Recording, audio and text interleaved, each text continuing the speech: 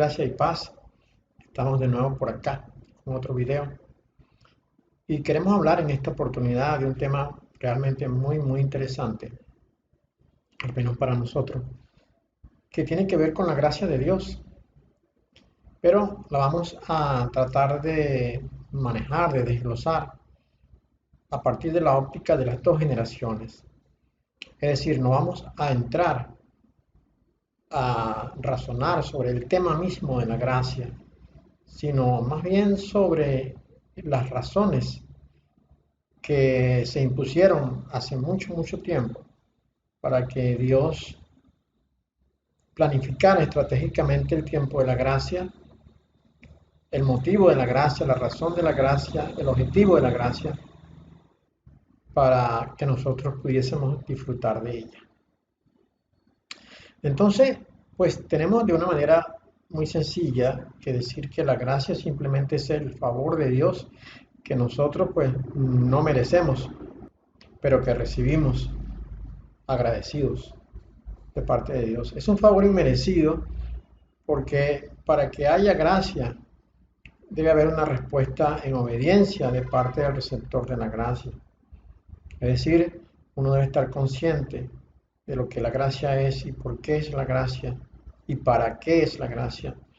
Y de esa manera, pues, en respuesta a ese favor de Dios, actuar. Vamos a tocar varios puntos acá y vamos a comenzar desde ya.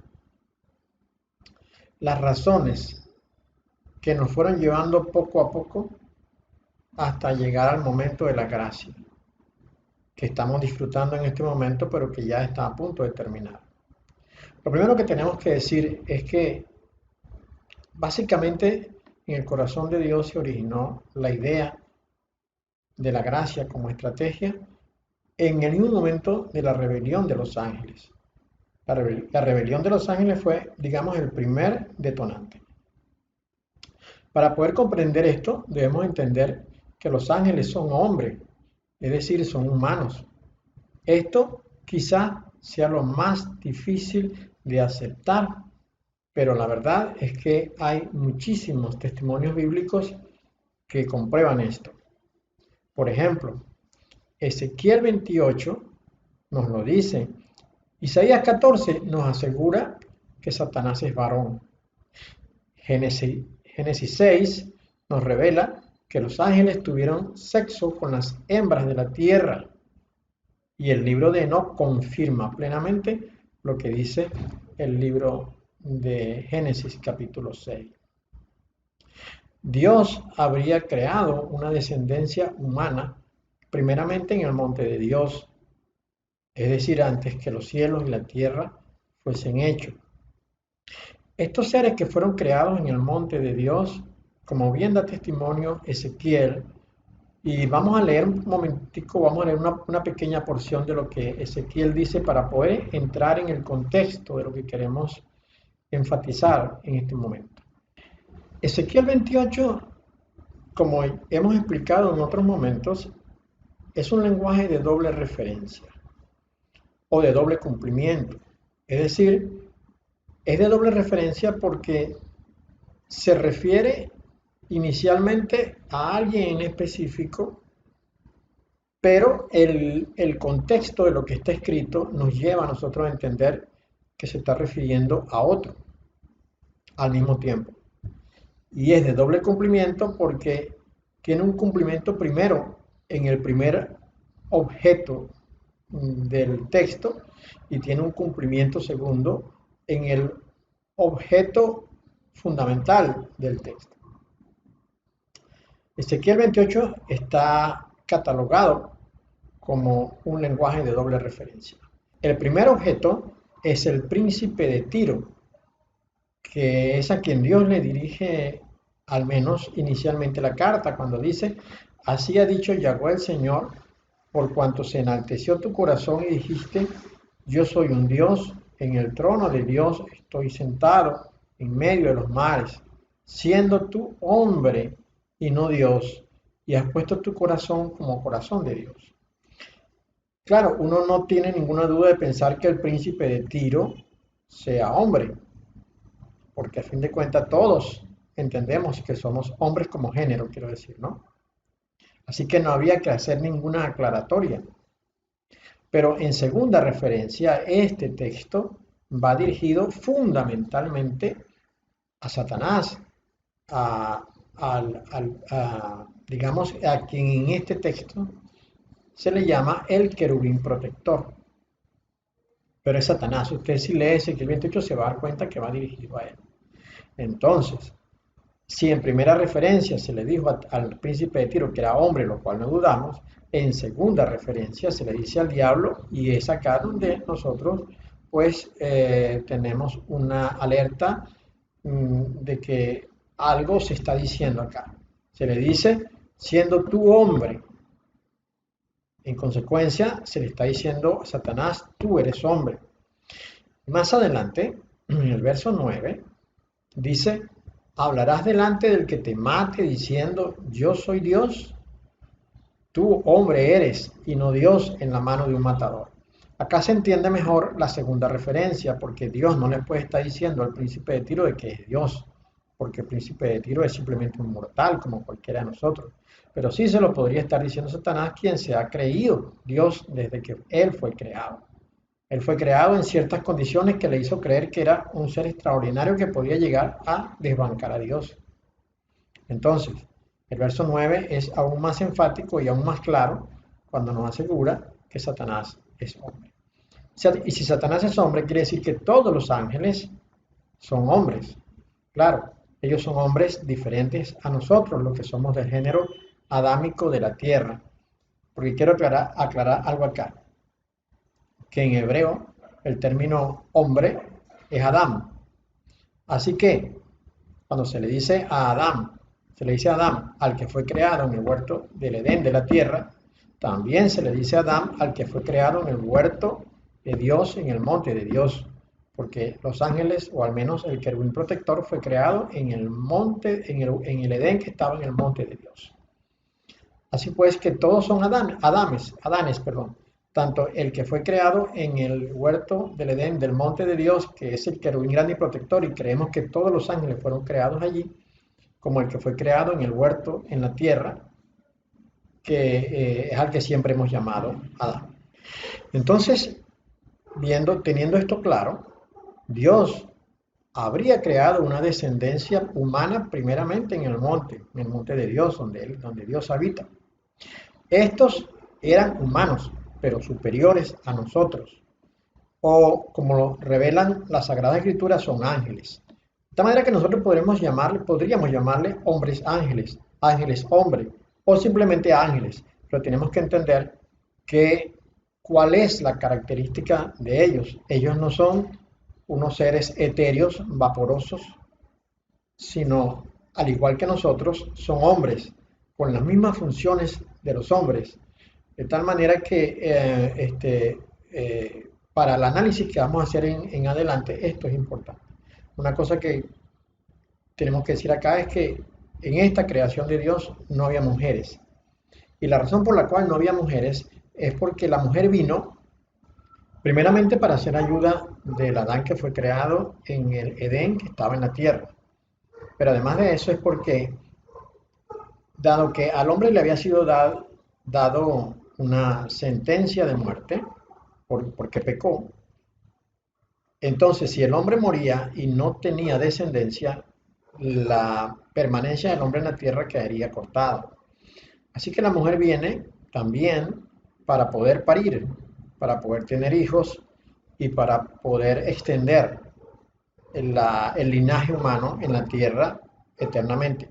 Esto no pasaba con los ángeles, porque los ángeles no morían. Los ángeles son eternos después que fueron creados. Es decir, ellos tienen un tiempo de comienzo, pero no tienen un tiempo final porque nunca morirán. Entonces, como nunca morirán, no necesitaban descendencia. Por esta razón, los hombres que fueron creados en el monte de Dios no tenían mujeres allá, no había mujeres. Por eso también es que el Señor les dijo a quienes le preguntaron de quién sería mujer, en el caso hipotético de aquella mujer que había tenido 7 maridos, todos hermanos y todos habían muerto, que de quién sería ella esposa en el reino de los cielos. Y el Señor le aclaró, ellos estaban equivocados al pensar de esa manera, porque en el reino de los cielos, dice él, son como ángeles, que no se casan, no tienen enlaces nupciales.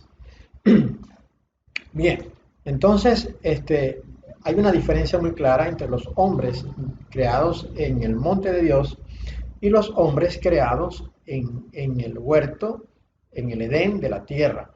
Aquí voy a poner algunos casos. Ellos son eternos, por ejemplo, es decir, no mueren como si lo hace el Adán de la tierra. Tienen conocimientos extraordinarios que superan la mente del Adán terrestre. Ellos fueron creados no solamente con sabiduría, ya la sabiduría les engalanaba a ellos, ¿no?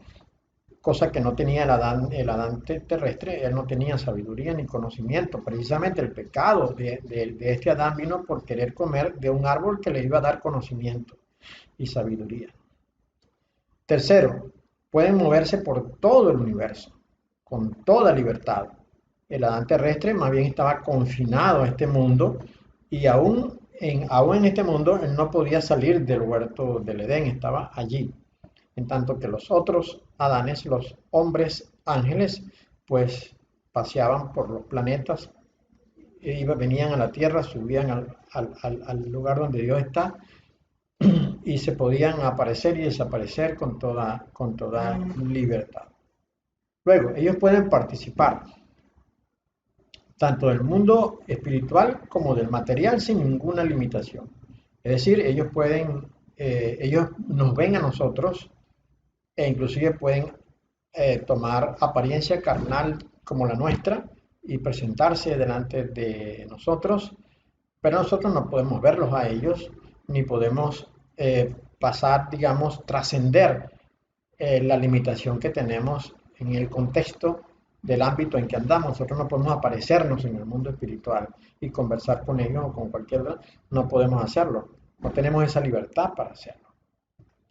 Luego, ellos tienen una gran ventaja, ellos conocen todo lo sucedido desde el principio de los principios, mientras que el hombre adámico terrestre solo desde el principio de Moisés, y esto aún con ciertas limitaciones. Es decir, lo que quiero decir con esto es que nosotros podemos entender lo que nos dicen las Sagradas Escrituras desde el principio que Moisés estableció. Cuando Moisés dice, en el principio creó Dios los cielos y la tierra, ese es el principio de Moisés, cuando él comenzó a escribir.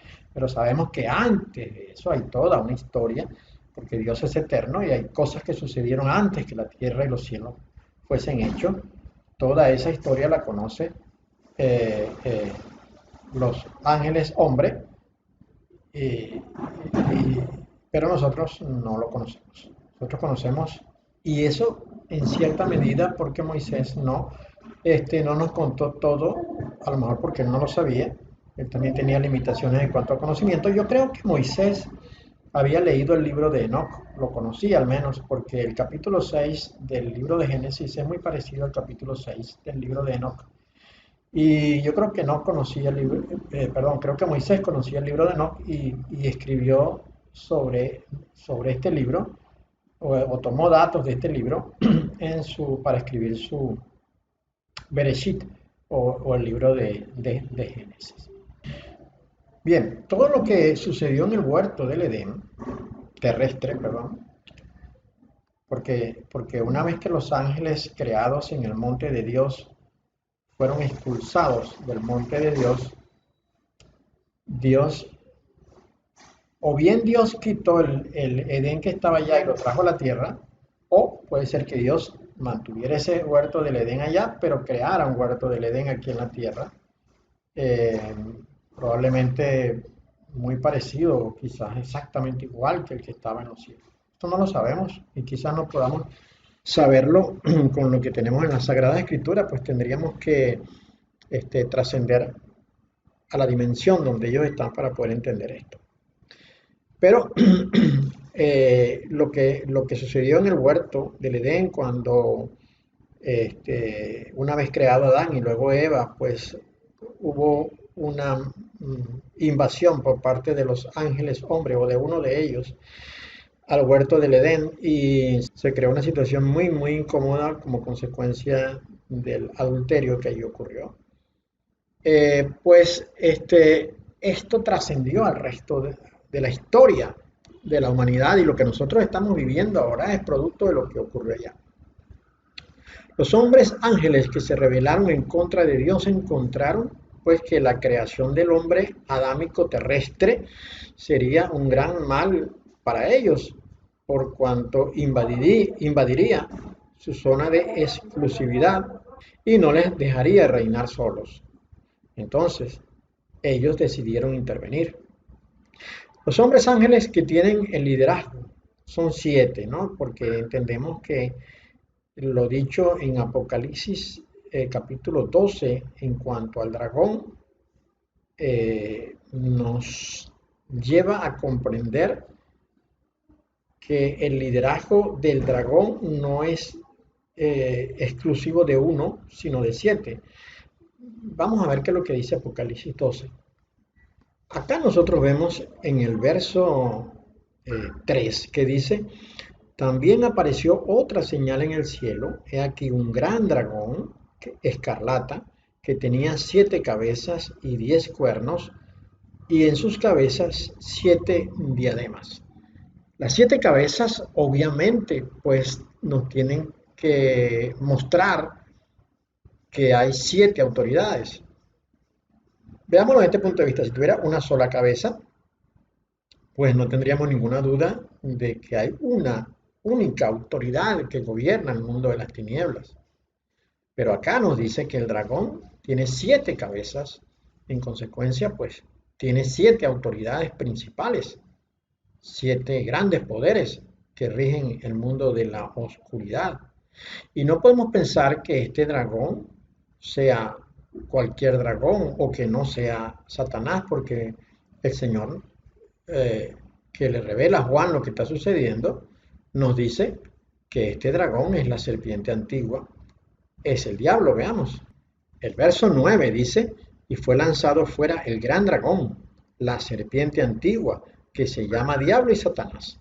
De manera que no hay duda, el diablo, Satanás, tiene 7 cabezas. No tiene una sola, tiene 7 cabezas, de manera que tiene 7 autoridades. Entonces, los hombres ángeles están bajo el liderazgo de 7 cabezas, según acabamos de ver en este momento. Enoc menciona los nombres de los líderes en su libro, ¿no? Estos son los nombres de sus jefes, dice Shemiasa, quien era el principal, y en orden con relación a él está Artakov, Ramael, Cocabel, otra vez aparece Ramael, Daniel, Sequel, Baraquel, Asael, Armoni, Matrael, Ananel, Satoel, Shamsiel, Shariel, Tumiel, Turiel, Yomiel y Jeadiel. Pero Enoc nos enseña que quien estuvo en el huerto del Edén no fue ninguno de ellos. Hay 7 ángeles que están en el segundo nivel, después de los mencionados hace un momento. El tercero de ellos fue quien estuvo en el huerto y sedujo a Eva. Veamos lo que nos dice Enoc. Hablando de los siete ángeles hombres que están bajo las órdenes de estos que mencionamos primero. Él dice, el primero es Yecón. Este indujo a todos los hijos del cielo y los hizo descender sobre la tierra y los sedujo con las hijas de los hombres. El nombre del segundo es Asbeel. Este dio un mal consejo a los hijos del cielo y los condujo a corromperse a sí mismos con las hijas de los hombres. El nombre del tercero es Gadriel. Este mostró a las hijas de los hombres todas las formas de dar muerte. Fue él quien sedujo a Eva y es él quien enseñó a los hijos de los hombres los escudos, las corazas, las espadas de combate y todas las armas de muerte. Desde su mano ellos han procedido en contra de quienes viven en la tierra desde ese día y por todas las generaciones. Entonces, Gadriel fue quien estuvo en el huerto del Edén y fue él quien sedujo a Eva. Después de la seducción y con Caín concebido, se desató una generación paralela a la que Dios había creado con Adán. Recuerden, estamos hablando de la gracia, pero desde la óptica de las dos generaciones. De manera que todo lo que vamos a mencionar acá es una forma de poder entender qué fue lo que ocurrió en el mundo que llevó al Señor de la gloria a establecer el pacto de la gracia. El Señor había intentado solucionar el problema de las dos generaciones enviando el diluvio a la tierra habitada. Él dijo que destruiría la vida. Así dice: y se arrepintió Yahweh de haber hecho hombre en la tierra, y le dolió en su corazón, y dijo Yahweh: raeré de sobre la faz de la tierra a los hombres que he creado, desde el hombre hasta la bestia, y hasta el reptil, y las aves del cielo, pues me arrepiento de haberlos hecho. Esto hubiera puesto punto final a todo, pero algo ocurrió. Veamos. Las Sagradas Escrituras nos dicen: Noé halló gracia. El problema es que, aunque Noé y Sem pertenecían a la línea generacional santa, a la línea de Set, hijo de Adán, sus hijos Cam y Jafet, la esposa de Noé, y las esposas de los hijos seguían perteneciendo a la línea de Caín. Es decir, la línea generacional de Caín se mantuvo sobre la tierra aún después del diluvio. Dios se había arrepentido de lo que había hecho, de haber creado al hombre, de haber creado a los animales. Y dice que Dios decidió terminar con todo, raerlos a todos de la tierra. Pero dice la palabra de Dios que Noé halló gracia.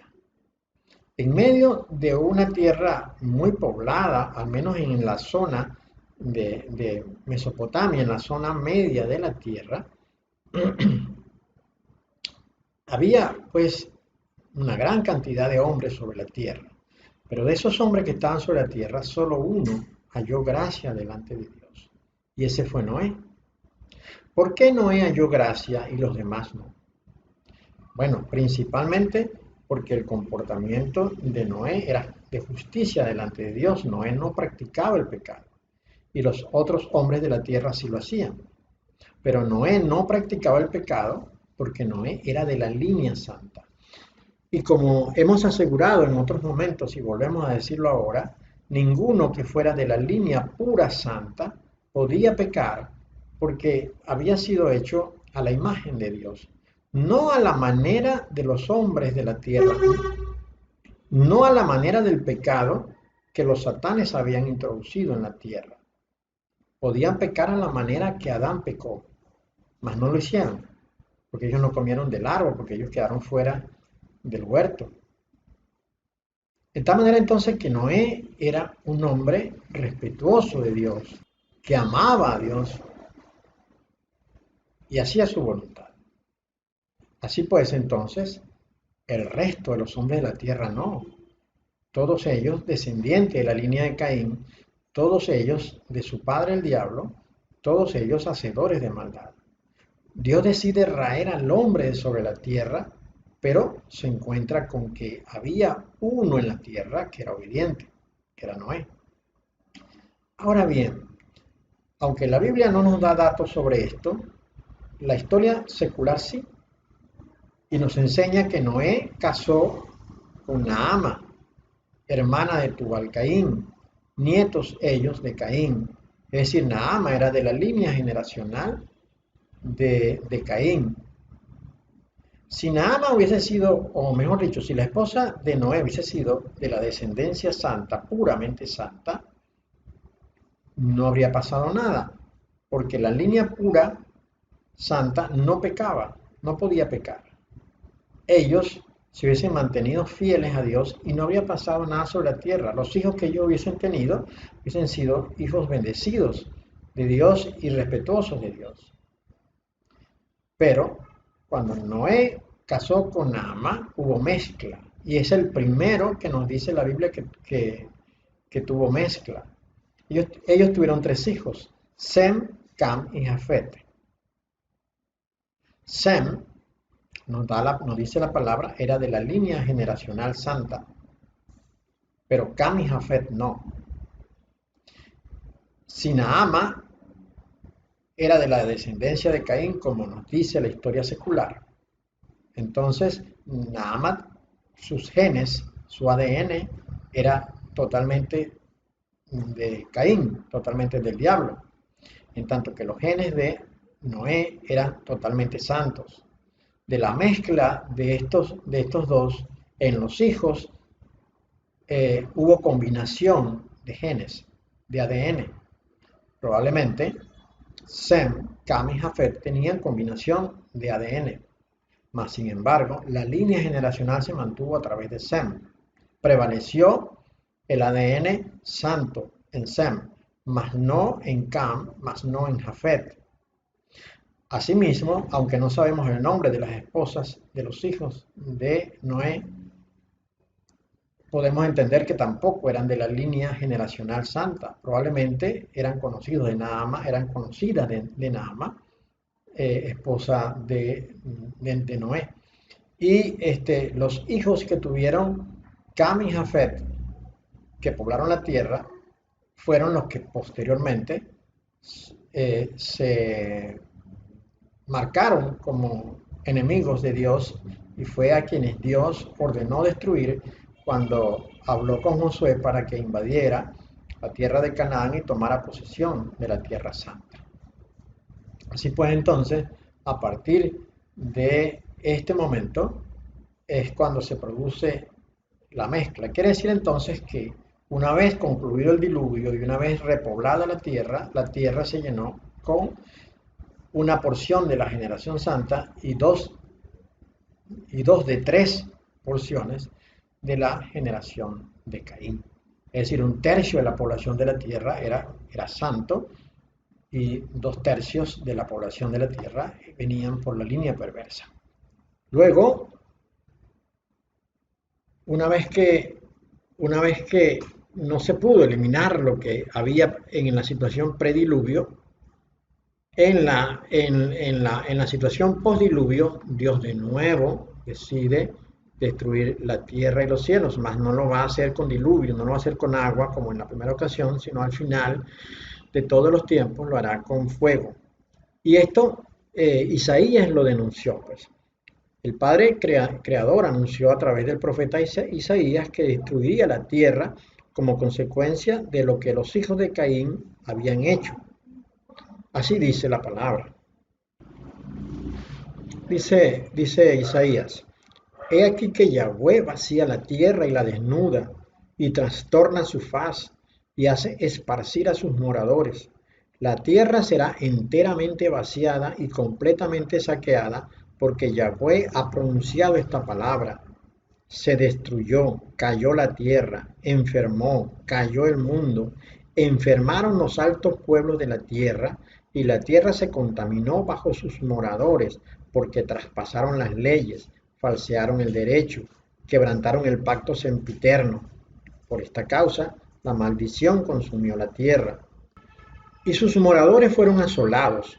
Por esta causa fueron consumidos los habitantes de la tierra, y disminuyeron los hombres. Será quebrantada del todo la tierra, enteramente desmenuzada será la tierra. En gran manera será la tierra conmovida, temblará la tierra como un ebrio, y será removida como una choza, y se agravará sobre ella su pecado, y caerá, y nunca más se levantará. Es decir, que habiendo pasado el filtro de la primera destrucción, que fue por agua,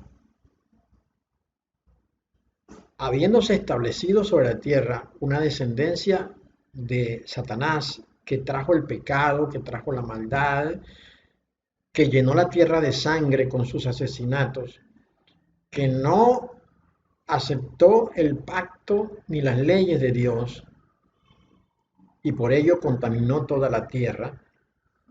Entonces Dios anunció a través del profeta Isaías que destruiría la tierra. Y es allá a donde queremos orientar esto.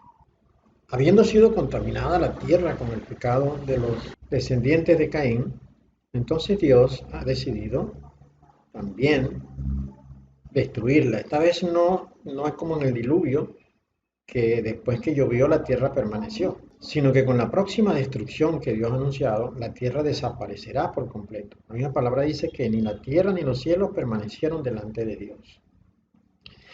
Entonces, el mismo Isaías nos dice que el Padre creará nuevos cielos y nueva tierra.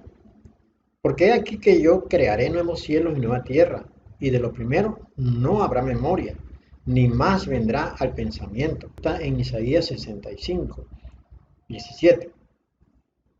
Pedro también escribió sobre esto cuando dice, pero los cielos y la tierra que existen ahora están reservados por la misma palabra, guardados para el fuego en el día del juicio y de la perdición de los hombres impíos. Pero el día del Señor vendrá como ladrón en la noche, en el cual los cielos pasarán con gran estruendo, y los elementos ardiendo serán deshechos, y la tierra y las obras que en ella hay serán quemadas. Luego dice, puesto que todas estas cosas han de ser deshechas, ¿cómo no debéis vosotros andar en santa y piadosa manera de vivir, esperando y apresurándoos para la venida del día de Dios, en el cual los cielos, encendiéndose, serán deshechos y los elementos, siendo quemados, se fundirán? Pero nosotros esperamos, según sus promesas, cielos nuevos y tierra nueva, en los cuales mora la justicia. Bien, aquí es donde vamos a analizar cuál es la situación de la generación santa si Dios destruye la tierra. Y no solamente la generación santa, sino la mezcla de ambas generaciones, a los cuales, mejor dicho, también serían destruidos eh, si Dios destruye la tierra con todo lo que en ella hay, sin que medie un proceso de paz de parte de Dios para los que le pertenecen, una propuesta de parte de Dios para los que le pertenecen. Aquí es donde comenzamos a entender el pacto de gracia, porque si Dios tiene pensada una destrucción de esta manera, todo lo que esté dentro de la tierra será destruido también. El propósito de Dios no es destruir a la generación santa ni a aquellos que de la mezcla se decidan por obedecerle a Él. Dios sí va a destruir a la generación de Caín completa y a aquellos de la mezcla que tengan en su un ADN en mayor proporción de Caín, porque son los que nunca se decidirán por él, aún habiendo Dios dado una oferta tan generosa de misericordia, de amor, de ternura, de longanimidad, de bondad, de justicia. Entonces acá empezamos a ver algo muy interesante. Dios ha decidido destruir la tierra. Eso es lo que él ha anunciado a través del profeta Isaías y que luego Pedro amplió. Y si Dios destruye la tierra, en consecuencia, pues destruirá lo que esté en ella, como ya hemos dicho. Pero Dios toma una decisión. Antes de destruir la tierra, Dios va a hacer un juicio y va a escoger en ese juicio los que sean de su agrado, no por capricho, sino porque van a cumplir un proceso que vamos a explicar más adelante. Los que logren pasar ese proceso, pues serán los que sean aceptados, que no serán destruidos cuando la tierra sea destruida, sino que estarán en un lugar de paz al que Dios les llevará. Luego, los que no pasen esta prueba quedarán sobre la tierra y serán destruidos. Entonces, debido a la conducta de los hijos de Caín, absolutamente irrespetuosa a la voluntad del Creador, y por cuanto tal conducta contaminó la tierra, Dios ha decidido entonces hacer un juicio. Mediante este juicio, Dios evaluará las obras de todos los hombres, lo cual también incluye a la generación santa y a la mezcla de la generación santa que sea de él. Es decir, va a incluir a todos los que habiten sobre la tierra. El Padre Creador no dejará fuera de este juicio a ningún morador de este planeta, ni siquiera a sus escogidos. Enoc nos habló de este juicio. Enoc escribió lo siguiente. Él, hablando de Yeshua, se sentó sobre el trono de su gloria y la suma del juicio le ha sido dada al Hijo del Hombre, o sea, a Yeshua. Y él ha hecho que los pecadores sean expulsados y destruidos de la faz de la tierra, y los que han descarriado al mundo serán atados con cadenas, y en el lugar donde habían sido reunidos para la destrucción serán encarcelados, y todas sus obras desaparecerán de la faz de la tierra.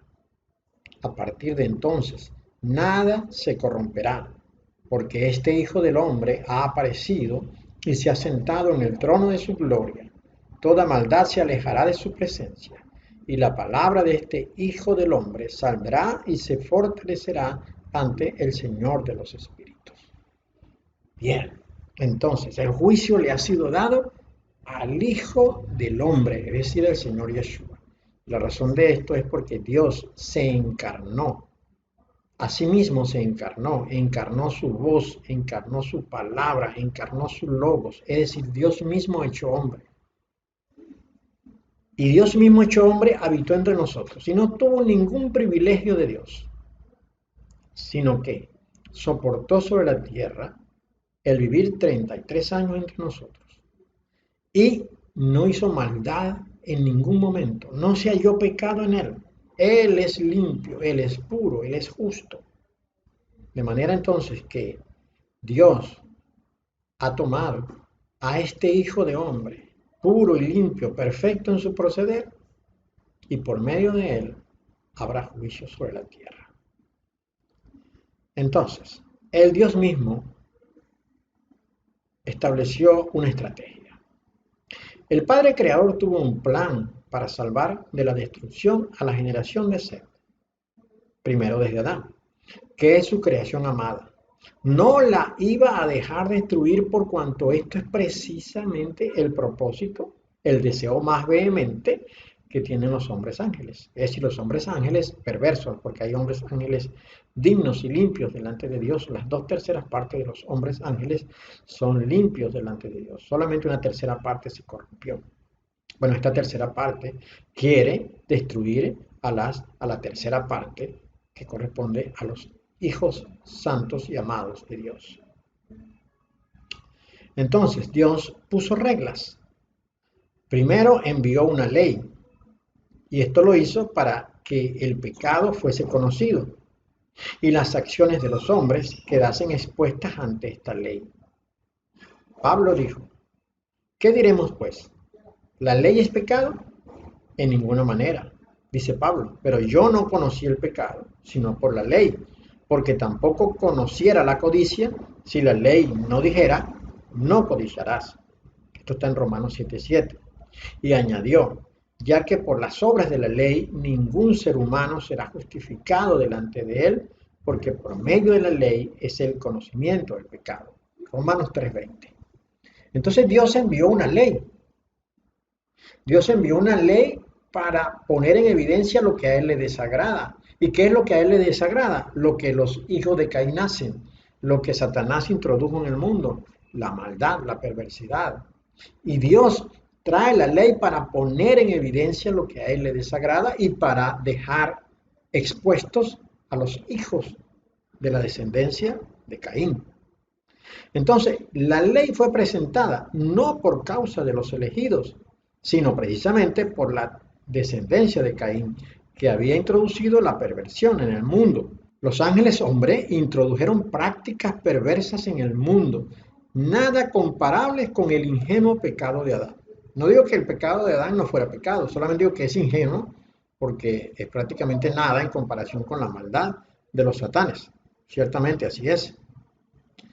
Los descendientes de Satanás, de la línea generacional de Caín, imitaron todas las obras que hacen Satanás, que hacen los ángeles hombres, y las implantaron sobre la tierra, creando así una costumbre.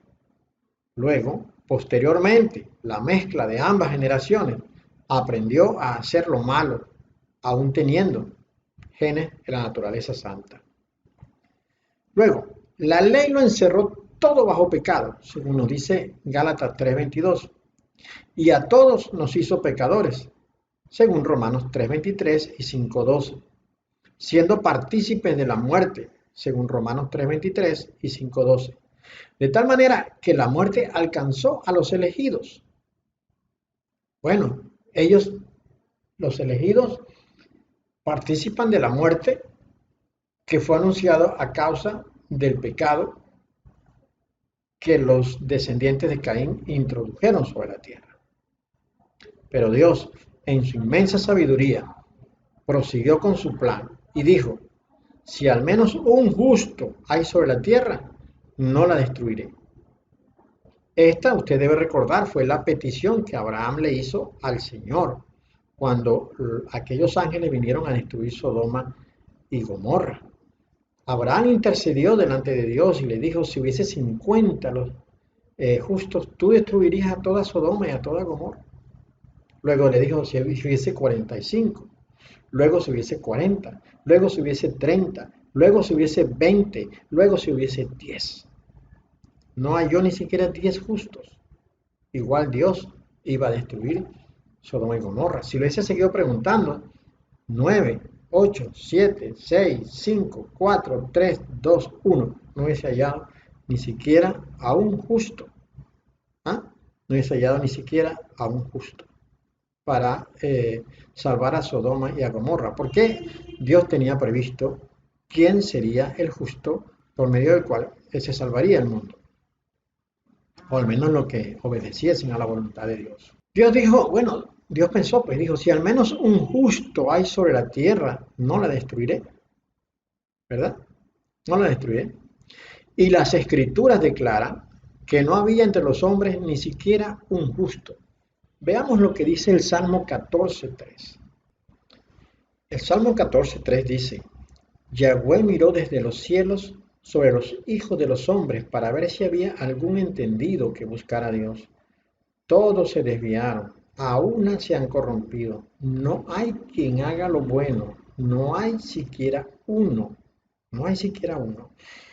Ya en el momento en que Dios hace este anuncio, ya la línea generacional se había abierto en el mundo estaba suficientemente poblado, ya no había absolutamente uno en cuanto a la generación pura santa, y lo que había en el mundo era una mezcla de generaciones. Ahora, dice la palabra de Dios que no había ni siquiera uno que hiciera lo bueno, que hiciera lo justo.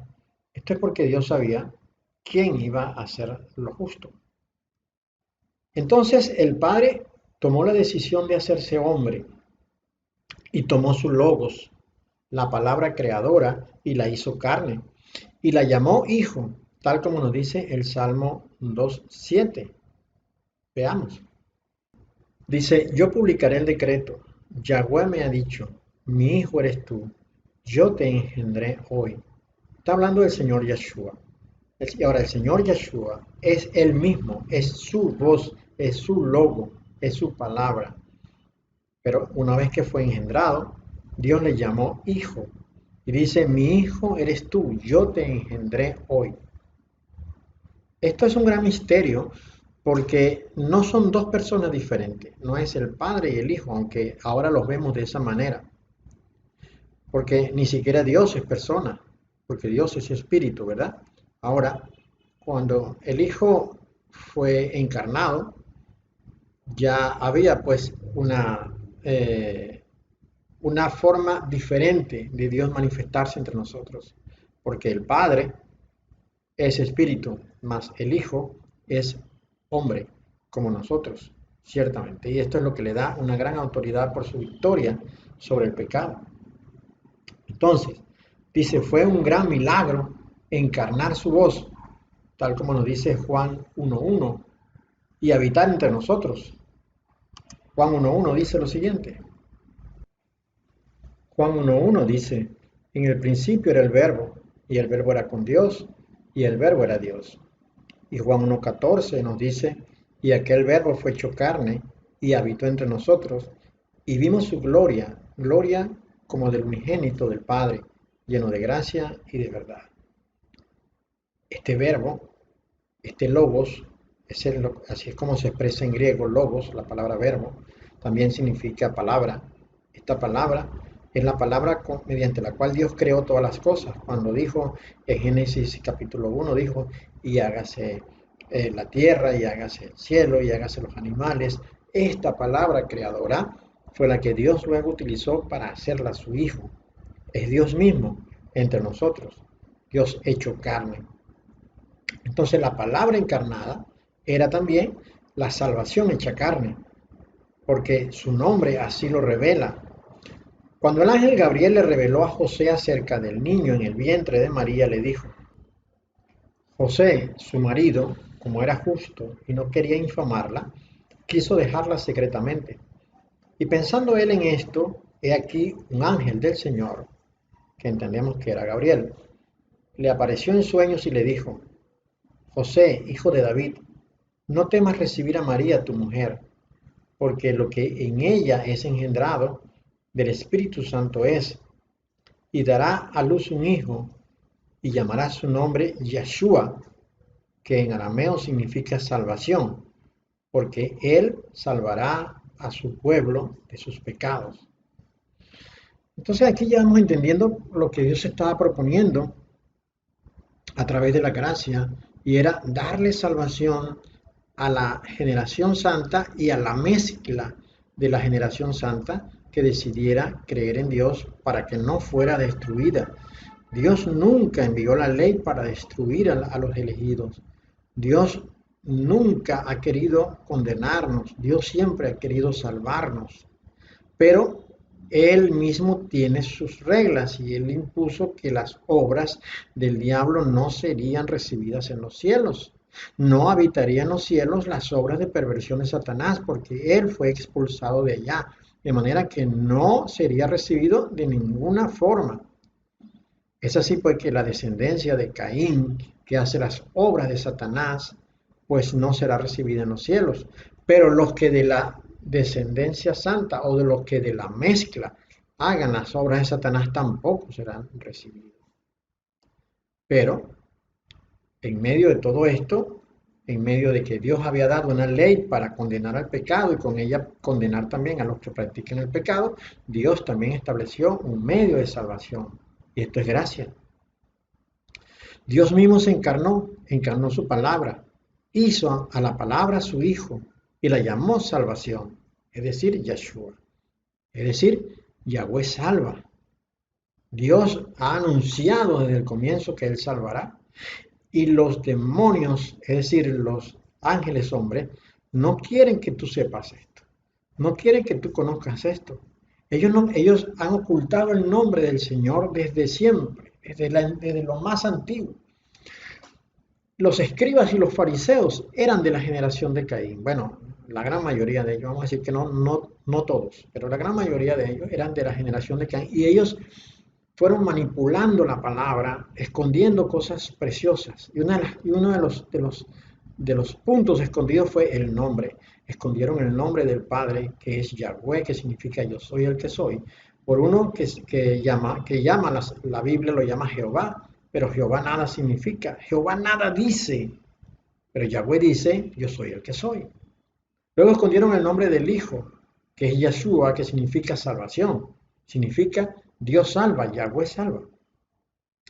E introdujeron uno que suena como Jesús, pero Jesús nada dice, Jesús nada nos anuncia. Yeshua significa salvación. Bien, entonces, seguimos adelante. Entonces Dios envió al justo, así había hallado Dios a un justo. Hechos 3:14, veamos qué dice Hechos 3:14. Dice, mas vosotros negasteis al santo y al justo, y pedisteis que se os diese a un homicida. Es decir, el Señor Yeshua, la salvación de Dios, es el justo que Dios había estado buscando para no destruir la tierra. Dios buscaba al menos un justo y no lo había hallado. Pero entonces el Señor Yeshua, el Hijo, es el justo. Pero la estrategia de Dios en cuanto a la gracia fue más allá, al hacer que su palabra se hiciera carne. Esto propició que toda la creación estuviese en ella, es decir, el Verbo encarnado contiene en sí mismo todo lo creado. Veamos esto que interesante. Pablo escribió, porque en él fueron creadas todas las cosas, las que hay en los cielos y las que hay en la tierra, visibles e invisibles, sean tronos, sean dominios, sean principados, sean potestades. Todo fue creado por medio de él y para él, y él es antes de todas las cosas, y todas las cosas en él subsisten. Esto está muy claro.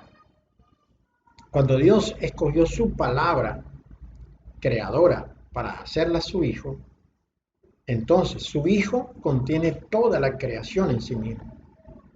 Y no solamente que la contiene, sino que la creación se mantiene aún siendo creación porque está en el hijo, como nos dice la palabra, porque en él subsiste. De tal manera entonces que si la salvación, que es el Señor, está en él, toda la creación que está en él será salvada. Pero para ello, esa creación tiene que creer que Él es la salvación. Y ahí está el punto clave. Esto es lo que Dios determinó para, en su gracia, salvar a aquellos que no eran de la generación santa, que eran parte de la mezcla. Es decir, la mezcla, es decir, los que se unieron, los que forman parte de la unión, deben confesar, deben creer que Yeshua es la salvación de Dios. Y cuando creen que Él es la salvación de Dios, entonces comienza el proceso regenerativo por medio de la palabra para hacerlo una nueva criatura. Esto es un milagro, porque entonces ya no es mezcla, ya no es uno que es producto de la mezcla, lo cual es en cierta manera degradante. Ahora es una nueva creación en el Señor con el ADN sin trazas, sin mezclas, sin combinaciones. No es un ADN judío, no es un ADN de mezcla, es un nuevo ADN, es una nueva generación de Dios, concebida no por hombre, sino por la palabra de Dios, por la obra del Espíritu Santo en cada uno de nosotros. Esto es un gran misterio, pero así lo ha previsto Dios. Porque en el Señor,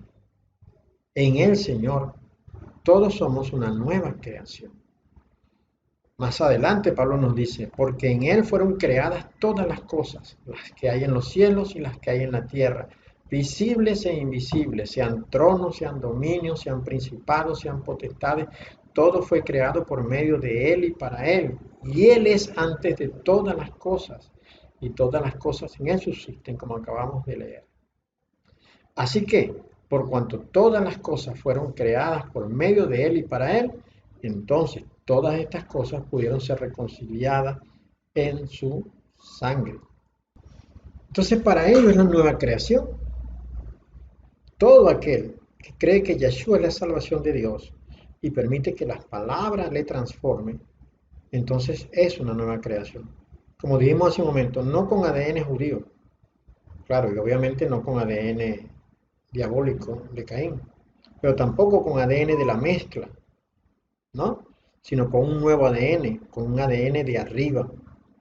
Pablo escribió sobre esto cuando dijo, porque en el ungido Yeshua ni la circuncisión vale nada, ni la incircuncisión, sino una nueva creación.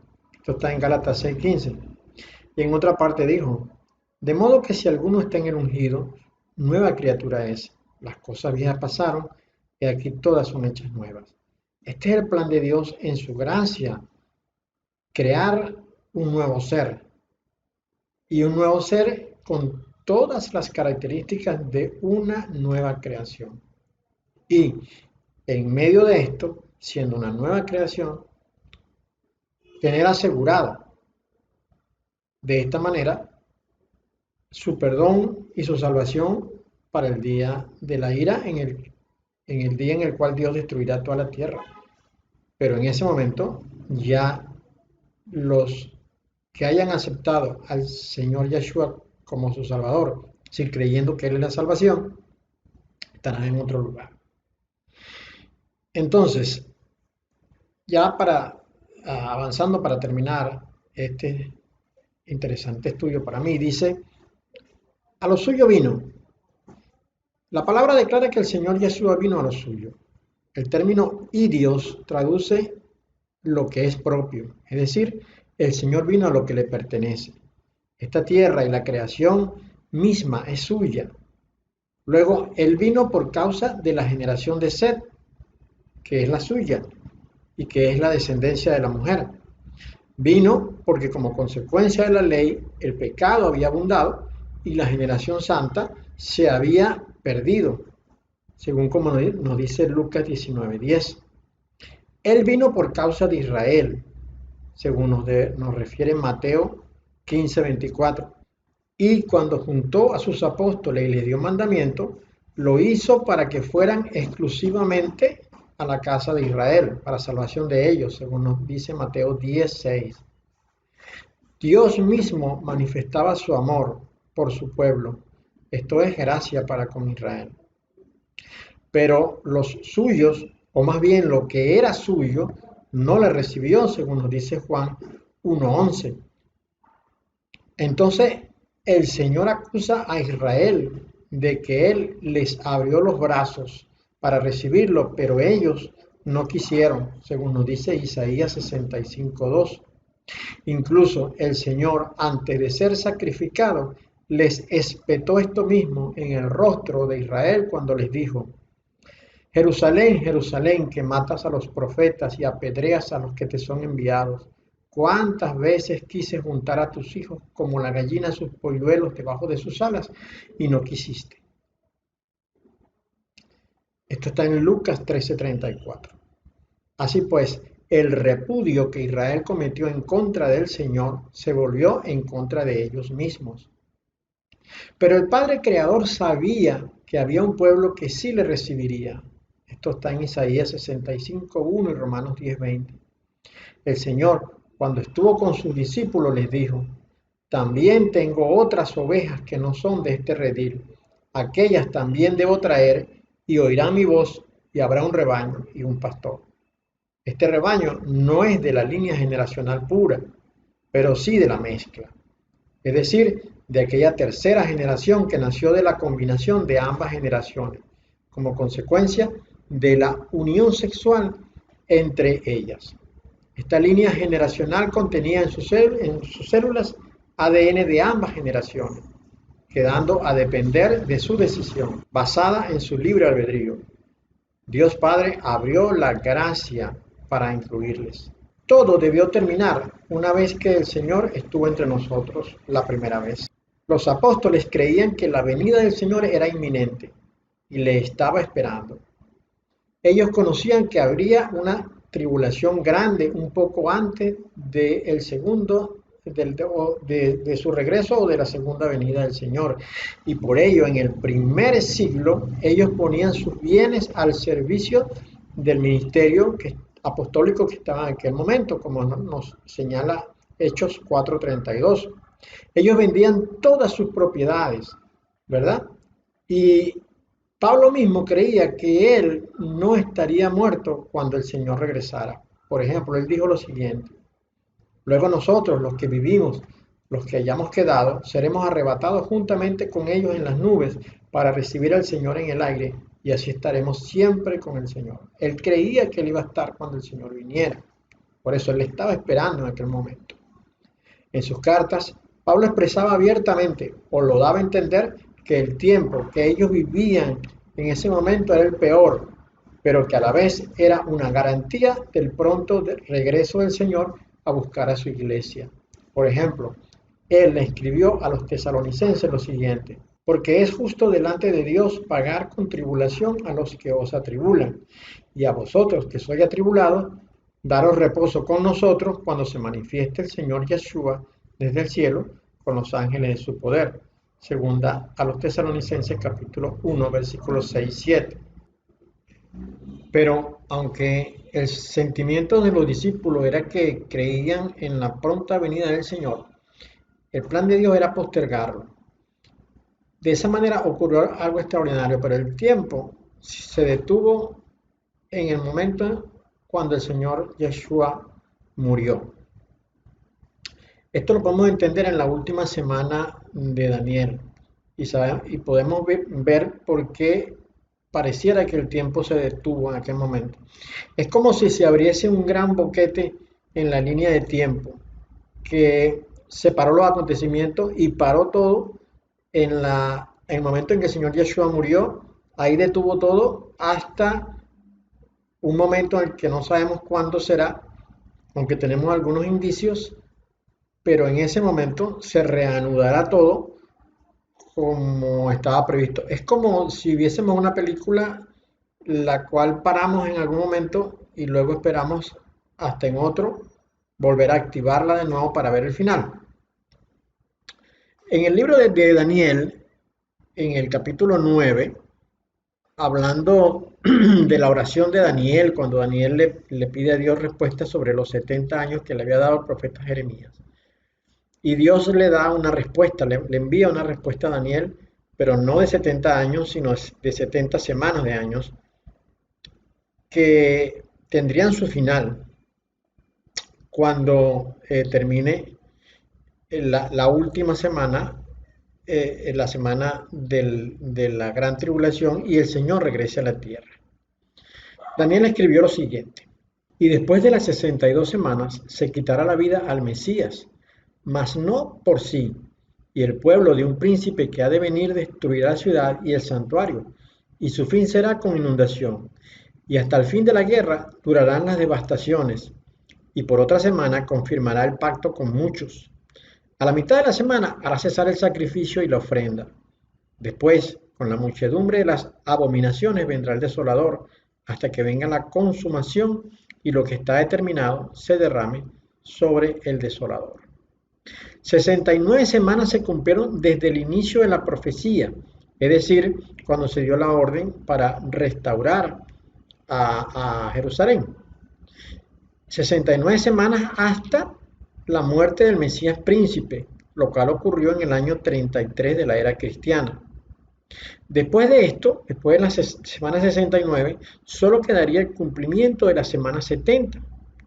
Ahora, esta aún no se ha cumplido. Y es aquí donde está el boquete en el tiempo del cual hablamos.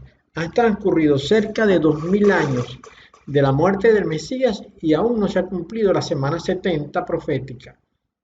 Durante este lapso es cuando se ha establecido el pacto de la gracia. Estos 2000 años que han pasado, casi 2000 años que han pasado desde la muerte del Señor Yeshua, es cuando se ha dado cumplimiento a la promesa o al pacto de la gracia.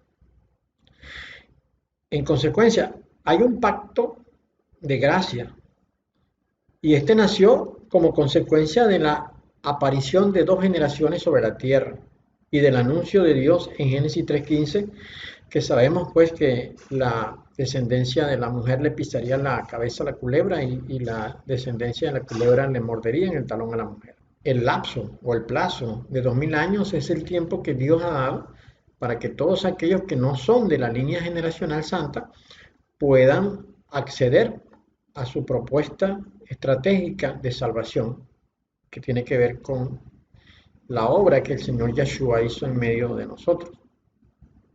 Pablo nos dijo esto en sus cartas, ¿no? En el siguiente texto podemos ver representadas las tres generaciones. Este texto lo escribió Pablo. Veamos. ¿Y qué si Dios, queriendo mostrar su ira y hacer notorio su poder, soportó con mucha paciencia los vasos de ira preparados para destrucción y para hacer notorias las riquezas de su gloria? Las mostró para con los vasos de misericordia que Él preparó de antemano para gloria, a los cuales también ha llamado, esto es a nosotros, no solo de los judíos, sino también de los gentiles. Acá vemos que los vasos de ira se corresponden perfectamente con la generación de Caín. Ahora, en los vasos de misericordia, Pablo incluye a los judíos y a los gentiles, dando con esto a entender y ratificando perfectamente que hay tres generaciones sobre la tierra: la de los perversos, y en la de los benditos está la judía y está la de los gentiles, que es la combinación y la mezcla entre las dos generaciones. Luego Pablo nos dice, como también en Oseas dice, llamaré pueblo mío al que no era mi pueblo y a la no amada, amada. Y en el lugar donde se les dijo, vosotros no sois pueblo mío, allí serán llamados hijos del Dios viviente. Esto está en Romanos capítulo 9, versículos 25 al 26. Bueno, esto es gracia. Procurar la salvación de ese pueblo que no forma parte de la línea santa, sino que es una combinación de ambas generaciones, eso es gracia, favor de Dios para con los hombres. Y esto no lo hizo Dios solamente para la generación santa o para la que él sabía que podía recibirle, sino lo hizo para todo el mundo, porque la palabra de Dios dice que de tal manera amó Dios al mundo, a todo el mundo, que dio a su Hijo unigénito para que todo aquel que en él cree no se pierda, mas tenga vida eterna. Entonces, el repudio que Israel hizo contra el Señor abrió las puertas a la salvación de la generación mixta, la que las Sagradas Escrituras llaman gentiles, es decir, las etnias, gente de todo pueblo, de toda raza, de toda nación, que no es judía, exclusivamente no es judía, sino de todas las naciones. El tiempo que durará este boquete abierto y que se abrió se abrió cuando los judíos rechazaron al Señor en el año 33. El tiempo que durará abierto no lo sabemos, no lo sabemos. Pero hay algunos indicios para saber cuándo podría terminar. Veamos lo que Pablo escribió. Porque no quiero, hermanos, que ignoréis este misterio, para que no seáis arrogantes en cuanto a vosotros mismos, que ha acontecido a Israel endurecimiento en parte, hasta que haya entrado la plenitud de los gentiles, y luego todo Israel será salvo. Entonces nosotros vemos acá que el boquete va a estar abierto hasta que entre Israel. Pero antes de entrar Israel, entrarán todos los de las razas, todos los de las etnias que forman parte de la mezcla, pero que su corazón está con Dios y no con el diablo. Aquellos que han recibido, humillándose a sí mismos, han recibido la propuesta de Dios para salvación y han decidido aceptar al Señor Yeshua como salvación de Dios. Cuando digo humillándose a sí mismos, quiero decir que no se ensoberbecieron, que fueron humildes frente a la propuesta de Dios. No se ensoberbecieron como los otros, los que no aceptaron. Entonces, en el lapso abierto, en el año 33, siglo cero, que se originó porque Israel repudió a aquel que vino a salvarle, permanecerá operativo mientras aún no se haya completado el número de los gentiles que han sido ordenados para salvación. Cuando todos ellos, cuando todo el número logre entrar, entonces en ese momento entrará el remanente de la generación santa del pueblo de Israel, y todo lo que debió concluir en el siglo cuarto terminará en este momento. Digo el siglo cuarto y no el siglo cero, porque a ellos se les había dicho que el Señor vendría después de una tribulación grande. Como en ese momento los cristianos estaban siendo perseguidos primeramente por el pueblo judío y luego por los gentiles de parte de Roma, se generó una tribulación grande entre el año 50 o 60, a partir de Nerón, hasta el año 320 y algo, con la aparición de Constantino, cuando se llevó adelante el plan de paz contra los cristianos. Entonces eso fue en el siglo IV, cuando Constantino, de manera que en ese momento ha debido venir el Señor a buscar a los suyos, pero no vino.